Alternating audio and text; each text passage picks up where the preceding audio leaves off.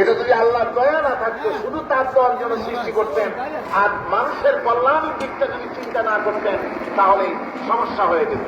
সূর্য যেখানে আছে, বিজ্ঞানীরা বলেছেন তার থেকে যদি কিছু নিচে নেমে আসতো, তাহলে গোটা পৃথিবী জ্বলে পুড়ে ভস্ম হয়ে যেত।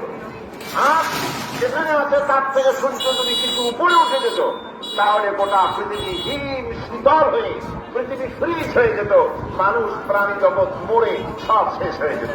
চাঁদ যেখানে আছে, এই চাঁদ তার জায়গা থেকে কিছু উপরে যদি উঠত, তাহলে পৃথিবী মরুভূমি হয়ে যেত।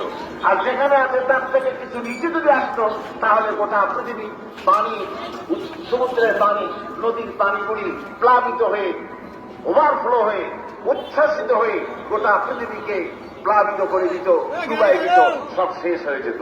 তাহলে আমরা দেখতে পাচ্ছি শুধু সৃষ্টি নয়, সৃষ্টিও করেছেন এবং প্রত্যেক